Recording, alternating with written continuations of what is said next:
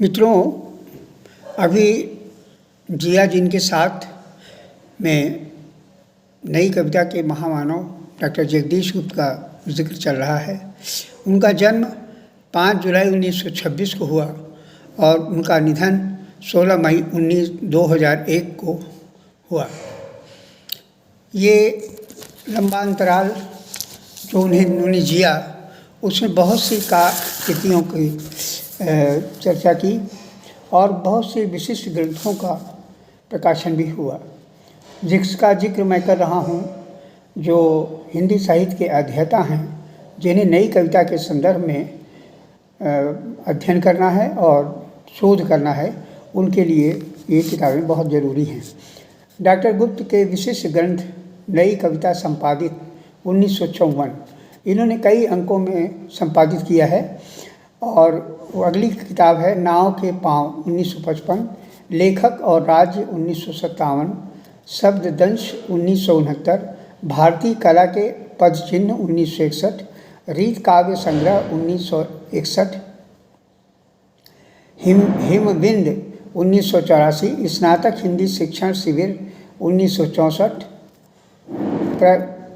प्रागैतिहासिक भारतीय चित्रकला 1967, रीत काव्य 1968, किशन भक्ति काव्य 1968, आदिम एकांत 1970, नई कविता स्वरूप और समस्याएं 1971, परिमल स्मारिका रजत पर्व 1971, काव्य सेतु 1972, युग्म 1973, शंबुक 1977, छंद सती 1979, कला त्रैमासिकी बाल कथा अंक 1981, केशवदास 1983, उद्धव शतक संपादित 1983, नवधा 1983, गोपा गौतम 1984, बोधि वृक्ष 1985, सांझ 1988, कुंभ दर्शन 1989, जयंत 1989, शांता 1989, त्रितीन 1989 आदि हैं, जिन्हें हिंदी जगत विस्मित नहीं कर सकता है।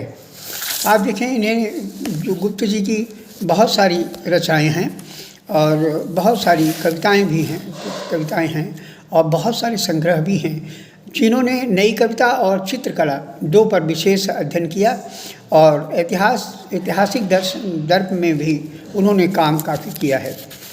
अब देखिए, एक बार उन्होंने मुझे 31 मार्च 1972 को शब्ददंश कविता संग्रह उन्होंने मुझे दिया। इस पर भी थोड़ी चर्चा मैं करना चाहता हूँ उनकी भूमिका के साथ, क्योंकि उनकी भूमिका बहुत स्पष्ट और ग्राह्य है, जिससे आपको स्पष्ट हो जाएगा कि शब्ददंश में उन्होंने क्या लिखने की कोशिश की है। शब्ददंश की कविताएं अपने में कोई उपलब्धि हो या चाहे न हो, पर यह अवश्य है कि इसके माध्यम से मैंने अपने आप को उपलब्ध किया है। मेरी धारणा है कि रचयिता को अन्य व्यक्ति ही उसकी कृति से नहीं जानते, वरन वह स्वयं भी उसके ही द्वारा अपने अंतर्निहित व्यक्तित्व के सक्रिय अंश से परिचित होता है। कविता हो या चित्र, मुझे लग रहा है कि प्रत्येक स्वरचित वास्तविक कृति मुझे सत्य के निकट ले जाती है। यदि कवि आत्म प्रदर्शन के साथ ही प्रलोभनों से यथाशक्ति अविचलित रहकर अपनी अनुभूति के प्रति ईमानदार और वाणी की पवित्रता के प्रति निष्ठावान रह सके, तो मैं स्वानुभव के आधार पर कहूँगा कि कविता सत्य के साक्षात्कार का उत्कृष्टतम साधन है।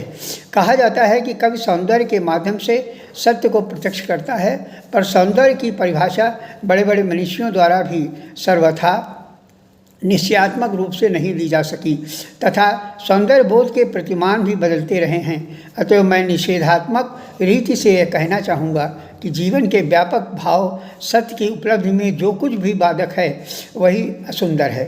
सत्य ही उपलब्धि व्यवस्थित व्यक्तित्व के द्वारा ही संभव है और सौंदर्य की भी अपनी एक अंतरंग व्यवस्था होती है। मेरे विचार के सत्य और सौंदर्य के बीच व्यवस्था ही एक ऐसा सेतु है जिससे दोनों तटों के बीच एक साथ बहकर भी व्यक्तित्व विभाजित नहीं होने पाता। व्यवस्था के स्वरूप और अभिप्राय के विषय में मतभेद हो सकता है, पर अव्यवस्थित मनोदशा में न सत्य ही उजागर होता है और न सौंदर्य ही। ये मेरी कविताओं का दूसरा संग्रह है। प्रथम संग्रह नाव के पाँव लगभग 4 वर्ष पूर्व प्रकाशित हुआ था। तब से अब तक की प्रायः समस्त कविताएं इसमें संकलित हैं। अब संकलन के लिए कविताएं एकत्र कर रहा था तो लगा कि मैंने जैसे उनकी प्रकृति स्वयं ही उन्हें विभिन्न वर्गों में विभाजित करने दे रही है। न तो इस क्रम से कविताएं किसी पूर्व निश्चय के अनुसार लिखी गई हैं और न उसका वर्गीकरण ही पूर्व निर्धारित है।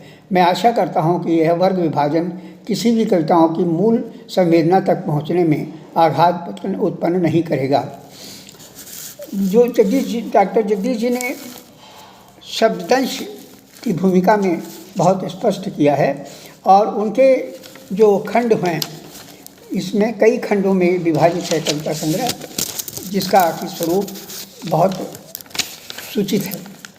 देखिए, एक कविता वानगी के रूप में मैं उनकी पढ़ना चाहता हूँ, शायद आपको भी पसंद आए।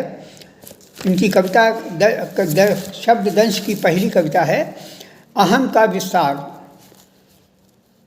अहम का विस्तार है दायित्व भी, दर्द भी, भोग या सुख ही नहीं है।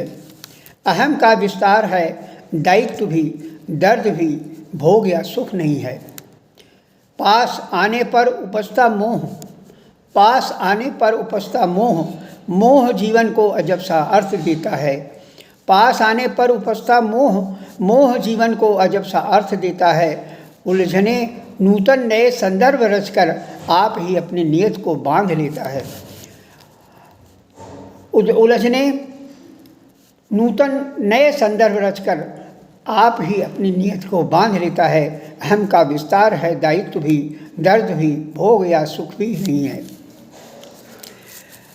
देखिए, और अंतिम इसकी लाइन है चित्त विभु है, चित्त विभु है, दूर रहना भी कहाँ संभव। चित्त विभु है, दूर रहना भी कहाँ संभव। हर नए संबंध का परिणाम किसी दुखती हुई रग का स्पर्श और हर दुख पर नए दायित्व का अनुभव। किसी दिखती हुई दर्द, किसी दुखती हुई रग का स्पर्श और हर सुख पर नए दायित्व का अनुभव। अहम का विस्तार है दायित्व भी, दर्द भी, भोग या सुख भी नहीं है। ये कविता मुझे सारी कविताओं से पहली कविता इनकी बहुत अच्छी लगी। मैंने सोचा कि आपको उनकी नई कविता के बारे में, उनकी एक वानगी के रूप में इस कविता को प्रस्तुत करूं। आशा है आप सबको पसंद आई होगी। ये मेरी समापन किस्त का एक भाग है, डॉक्टर जगदीश सूत का ये कविता अंश।